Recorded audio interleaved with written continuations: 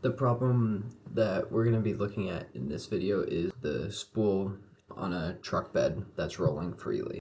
We're given these parameters. A truck carries a spool of metal with a mass of 500 kilograms, a radius of gyration of 0.5 meters, and the truck accelerates at 3 meters a second. So we need to figure out the angular acceleration of the spool. Knowing the spool doesn't slip, the first big assumption we can make is looking at the free body diagram here. We're going to see that B, the contact point between the spool and the truck, is going to accelerate at the same speed of the truck because there is no slippage. If we look at the free body diagram and the kinetic diagram, we can make an equation. And to make this process easier, we can take the sum of all moments around point B, set the sum of all moments equal to 0, and then I alpha is going to create a counterclockwise torque, and then the radius times mass times the acceleration of the center of gravity is going to create a clockwise or negative moment around point B. So we can throw that into this equation over here.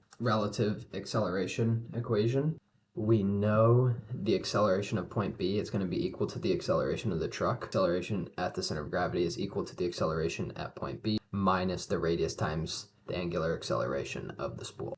And so solving for alpha, we get this equation, and we get alpha is 3 radians a second squared. So that theta acceleration is equal to 3, so that verifies our answer.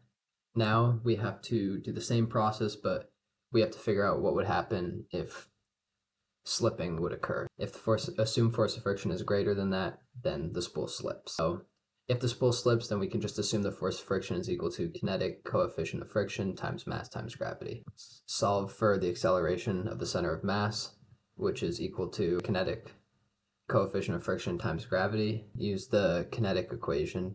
We can say that the moment created by the force of friction times the radius is equal to I alpha. We know what the force of friction is from up here, so solving for alpha with slippage, we get that radius times force of friction over the moment of inertia is equal to alpha. So let's try these values here. So if we plug all these values into the first method, we assumed the force of friction is greater than the actual max force of friction, so that means the spool must be slipping. We can calculate the force of friction using the kinetic coefficient of friction, and then we solve alpha, acceleration of the center of mass. If we run the simulation, the is slipping light turns green, spool would look like.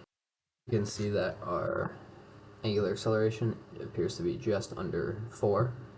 Acceleration of the center of mass of the spool appears to be just under 2, which is also what we calculated.